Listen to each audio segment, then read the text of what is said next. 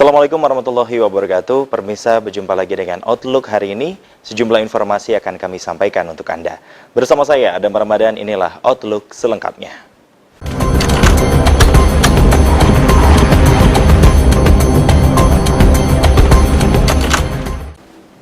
Kita awali ke informasi yang pertama. Pemirsa, RSUD Kabupaten Karawang terancam bangkrut.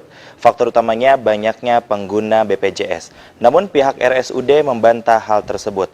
Lalu apa faktor penyebabnya bangkrutnya RSUD Kabupaten Karawang? Berikut informasi selengkapnya untuk Anda. Haji Ruhimin SH selaku Kasubag Hukum Humas Pemasaran dan Promosi Kesehatan Rumah Sakit Umum Daerah atau RSUD Kabupaten Karawang membantah bahwa yang mengancam kebangkrutan RSUD Kabupaten Karawang karena banyaknya pasien pengguna BPJS di rumah sakit tersebut. Ia mengatakan RSUD terancam bangkrut karena tidak adanya bantuan dari pemerintah Kabupaten Karawang untuk membiayai operasional dan kebutuhan lainnya yang menyangkut kepentingan pasien yang harusnya dibiayai pemerintah. Untuk BPJS sendiri, ia mengutarakan bahwa program itu adalah program pemerintah. Namun untuk biaya yang lain seperti operasional, perbaikan dan penambahan gedung serta ruangan tak sepenuhnya ditanggung RSUD Karawang. Karena ini adalah rumah sakit daerah, sedikit banyaknya masih ada tanggungan dari pemerintah daerah untuk rumah sakit ini. Yang kemarin kan ada pembahasan yang statement dari pihak direktur rumah sakit. Sebenarnya memang kalau bukan kita mempermasalahkan BPJS kan itu udah program pemerintah ya untuk masalah penjaminan. Ya kita juga sebagai aparat pemerintah, sebagai PNS sama induknya masuk ke BPJS. Pelayanan tetap berjalan sesuai ketentuan, sesuai program pemerintah. Cuma kemarin ada istilah bukan menyudutkan ke pihak BPJS. BPJS udah sesuai, udah ya istilahnya mah ada tarik ulur lah karena programnya program bersama, pelayanan tetap berjalan. Ya penagihan tidak, pihak rumah sakit penagihan tidak ada masalah, biasalah normal.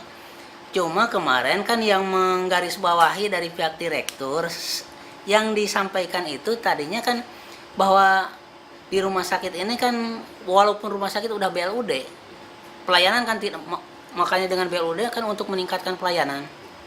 Nah, walaupun udah BLUD, rumah sakit itu kan tidak istilah berdiri sendiri, tetap harus misalkan dibantu dari APBN, APBD tingkat 1. Nah, hal-hal yang gitu teh rumah sakit tolong dibantu. Jadi jangan istilah seluruhnya diserahkan ke operasional rumah sakit. Nah, hal-hal yang demikian apalagi kan rumah sakit umum bukan keharusan lagi untuk pelayanan ke pihak peserta. Baik istilah dulu kan ada jam kesmas, ada jam kesda, sekarang kan dioper ke BPJS lah. Hal-hal yang gitu tetap berjalan. Apalagi sekarang udah hampir 85% untuk pelayanan-pelayanan BPJS. Mungkin di antara 2015 sampai 2019 seluruhnya warga negara Indonesia harus pindah ke BPJS. Jadi kemarin ada kemungkinan salah persepsi sebenarnya mah rumah sakit mengarahkan tolonglah rumah sakit ini kan walaupun udah BLUD udah berdiri sendiri, tetap kan ketenagaan masih sebagai pegawai negeri. Jadi hal-hal yang demikian tolong bisa dibantu, difasilitasi. Seperti yang kita ketahui, media lokal Karawang telah menurunkan berita tentang salah satu faktor penyebab kebangkrutan RSUD adalah BPJS. Ruhimin mengatakan bahwa Ketua PLT Direktur Utama RSUD Kabupaten Karawang, Dr. Asep Hidayat Lukman, mengatakan hal tersebut hanya miskomunikasi, bukan ditunjukkan kepada BPJS, melainkan ke pemerintah daerah. Dari Karawang, Jawa Barat, Amirullah untuk Kemuning TV.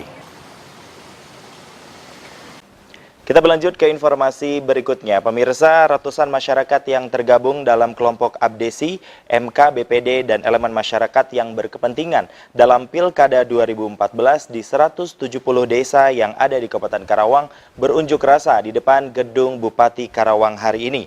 Mereka menuntut dilaksanakannya pemilihan kepala desa pada Desember 2014.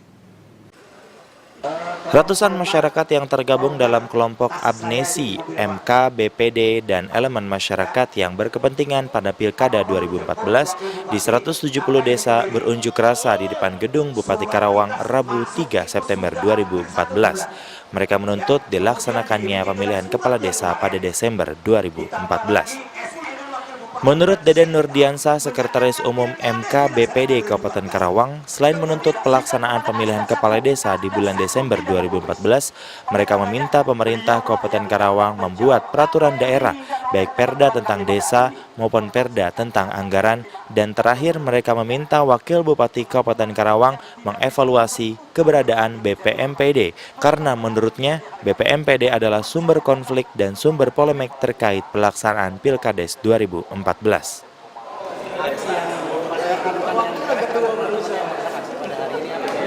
Ada 3 tuntutan. Yang pertama, kita mendesak agar Pilkades tepat waktu digelar di 2014 bulan Desember. Tuntutan yang kedua, mendesak pemerintah daerah untuk menyiapkan segala sesuatunya, baik itu perda tentang desa maupun tentang anggaran. Dan kedua hal inilah berkaitan dengan anggaran dan perda desa, saya pikir punya peluang yang besar untuk bisa tuntas di bulan Oktober. Yang ketiga adalah tuntutan kami agar Wakil Bupati pada hari ini mengevaluasi keberadaan BPMPD, karena BPMPD inilah sumber konflik, sumber polemik berkaitan dengan pelaksanaan Pilkades 2014. Sampai berita ini diturunkan, kelompok yang terdiri dari elemen Abnesi, MKBPD, dan elemen masyarakat masih melakukan dialog bersama Sekretaris Daerah Kabupaten Karawang dan unsur muspida lainnya. Dari Karawang, Jawa Barat, Amirullah untuk Komunik TV. Dan pemirsa, selain menjauhkan mereka dari bencana banjir, ternyata masyarakat sekitar aliran Sungai Citarum memanfaatkan surutnya sungai tersebut untuk mencari ikan. Berikut informasi selengkapnya untuk Anda. Surutnya Sungai Citarum membuat untung para pencari ikan di wilayah aliran sungai tersebut.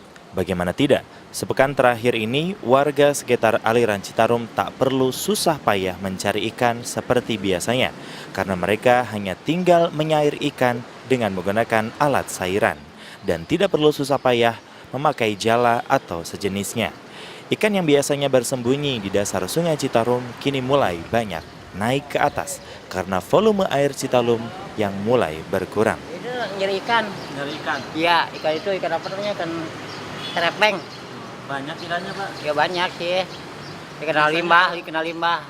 Biasanya kalau Citarum surut, Ya. ada untungnya buat. Iya, buat ini ya warga lah dapat ada buat makan gitu. Biasanya sehari dapat berapa, Pak? Ah, enggak tentu sih.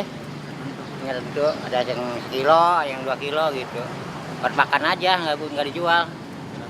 Berarti Ini kan ikan bekas apa namanya? Limbah itu limbah. Limbah pabrik ya. Iya. Tapi itu nggak apa-apa ikannya, Pak. Ya mungkin itu mesti diolah lagi masaknya pakai cuka gitu, direndam dulu baru bisa dimakan.